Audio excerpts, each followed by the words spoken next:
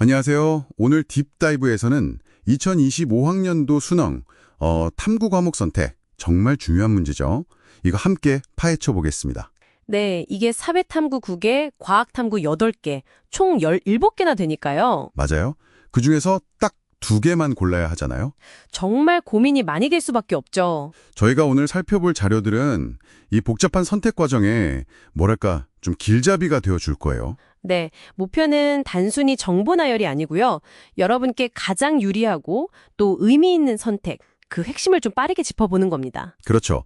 이게 단순히 점수 잘 나오는 과목 그런 차원의 문제가 아니거든요. 아, 점수 이상의 무한과가 있다는 말씀이시죠? 맞습니다. 흔히들 어떤 과목이 점수 따기 쉬울까? 여기서 시작하시는데 사실 그보다 더 깊이 봐야 해요. 더 깊이요? 예를 들면 어떤 걸까요? 그러니까 본인의 어떤 문제 해결 스타일, 척성이라고 하죠. 그리고 대학 가서 진짜 전공 공부할 때 필요한 능력, 이런 것까지요. 아, 적성과 전공 학습 능력. 네. 요즘 사탐론이라고 하잖아요. 자연계 학생들이 사회탐구 선택하는 거. 네, 들어봤어요. 학습 부담 줄이려고 한다고. 그렇죠. 근데 이게 단기적인 유불리만 보면 좀 함정이 될 수도 있어요. 함정이요? 네.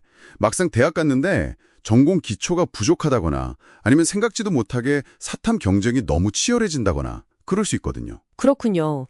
그럼 가장 먼저 생각해야 할 기준은 역시 적성, 그리고 진로겠네요. 네, 바로 그러죠. 그냥 이 과목 재밌겠다. 이게 아니고요. 아, 재미만 가지고는 안 된다. 그렇죠. 예를 들어서 문제를 풀 때 약간 수리적으로 파고드는 걸 좋아하냐, 아니면 자료 해석하고 퍼즐 맞추듯이 하는 걸 즐기냐. 아, 물리 스타일이냐 생명과학 스타일이냐 이런 차이. 네, 그런 개인적인 선호도요. 그리고 당연히 희망 전공이랑 얼마나 관련이 있는지도 중요하고요. 하긴 점수만 보고 안 맞는 과목 골랐다가 공부하는 내내 힘들면 그것도 문제겠네요. 그럼요. 학습 효율이 확 떨어질 수 있죠.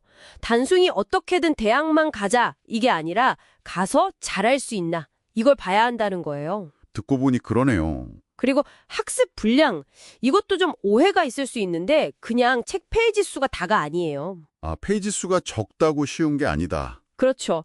예를 들어 화학 같은 경우 개념 자체는 그렇게 많아 보이지 않을 수 있어도 그 문제풀이 훈련에 들어가는 시간과 노력이 엄청나거든요. 개념의 깊이, 숙달 시간 이걸 다 포함해서 봐야죠. 특히 과학 탐구는 타임어택이라는 말까지 있잖아요. 아, 맞아요. 타임어택. 화학이나 생명공학 같은 과목들은 시간 압박이 엄청나다고 들었어요. 네, 말 그대로 시간과의 싸움이죠. 아주 빠른 속도로 문제를 풀어내야 하니까. 이것도 과목 선택할 때 꼭 고려해야 할 부분이고요. 사회탐구도 과목마다 편차가 크다고 하던데요.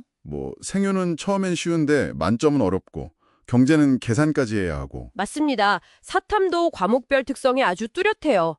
자, 그럼 이제 점수 체계 쪽으로 한번 넘어가 볼까요? 표준 점수, 백분위, 여기서 또 학생들이 많이 헷갈려해요. 아, 그 표준 점수요. 같은 원점수라도 과목별 난이도에 따라 달라지는 거. 네, 그래서 어떤 과목이 유리하다, 불리하다 이런 얘기가 나오는 건데. 근데 많은 대학들이 그래서 변환 표준 점수 이걸 쓴다고 하잖아요. 맞아요. 백분위를 기반으로 대학별로 자체 공식을 적용해서 점수를 다시 보정하는 방식이죠. 아하, 대학마다 약간 다른 환율로 점수를 바꿔주는 느낌이네요. 오, 좋은 비유인데요. 네, 그 환율이 대학마다 조금씩 다르니까 여기서도 미세한 유불리가 생길 수 있죠. 변수가 많네요. 응시자 수도 중요하다면서요? 네, 그것도 중요해요. 응시자가 많은 과목, 예를 들어 생명과학 1이나 지구과학 1 같은 경우는 점수 예측은 좀 안정적일 수 있지만 그만큼 상위권 경쟁이 아주 치열하죠. 반대로 응시자가 적은 과목은요? 이 과목이나 일부 사탐 과목들? 거기는 변동성이 커요. 그래서 소위 말하는 대박이 날 수도 있지만 반대로 쪽박 위험도 있는 거죠. 와, 그럼 단순히 작년에 표점 높았던 과목 따라가는 건 좀 위험할 수 있겠네요. 그렇죠. 상당히 위험 부담이 큽니다. 차라리 자신에게 잘 맞는 과목을 선택해서 거기서 높은 백분위를 확보하는 게 뭐랄까 장기적으로는 더 안정적인 전략일 수 있어요. 맞는 과목에서 높은 백분위, 그게 더 안정적이다. 근데 정말 최상위권에서는 1점이라도 더 따려고 약간 위험해도 표점 높은 과목을 노리는 게 현실적인가 싶기도 하고요. 네, 충분히 그럴 수 있습니다. 그럴 수 있는데 만약 그런 전략을 쓴다면 반드시 목표 대학의 요구사항을 확인해야 합니다. 대학별 요구 사항이라면 예를 들어 과탐 필수 지정 같은 거요? 네. 특히 상위권 자연계 대학들은 여전히 과탐을 필수로 지정하거나 아니면 특정 과목 조합을 요구하는 경우가 많고요. 또 서울대처럼 과탐 2에 가산점을 주는 곳도 있죠. 아, 가산점 그거 무시 못하겠네요. 그럼요. 상당히 중요합니다. 그 가산점이 어떻게 보면 대학들이 사탐론을 대응하는 방식일 수도 있겠네요. 그렇죠. 최근에 일부 대학들이 자연계열 과탐 필수를 폐지하긴 했지만, 네, 연세대나 한양대 같은 곳들이요. 네. 하지만 그런 대학들도 여전히 과탐 응시자에게 가산점을 주는 경우가 많아요.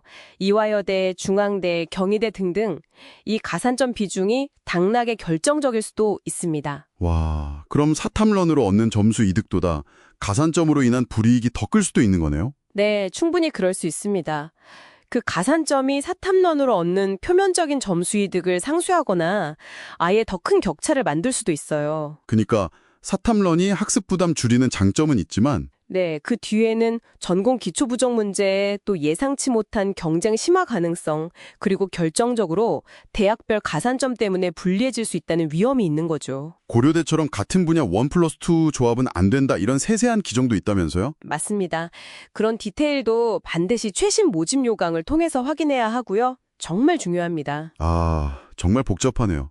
단순히 과목 선호도나 작년 입결만 볼 게 아니라 내적성, 과목 특성, 점수 계산 방식의 함정, 그리고 목표 대학의 최신 요구사항까지 이걸 다 맞춰봐야 하는 거군요. 네, 그렇습니다. 결국 최적의 조합이라는 건 없어요. 각자에게 맞는 나만의 포트폴리오를 구성해야 하는 거죠. 나만의 포트폴리오? 네, 적성 그리고 목표 대학의 구체적인 요구사항, 특히 그 가산점 비중 잘 따져보고요. 더 나아가서는 대학 가서 배울 전공까지 좀 내다보는 그런 장기적인 안목이 필요합니다. 남들 많이 한다고 혹은 작년에 유리했다고 그냥 따라가는 건 위험하다? 네, 그보다는 모의평가 같은 걸 통해서 자신의 선택을 계속 좀 점검해보고 필요하다면 과감하게 조정하는 유연함도 중요하고요. 네. 오늘 저희가 분석한 정보들이 여러분이 자신만의 최적의 선택을 내리시는데 큰 도움이 되기를 바랍니다.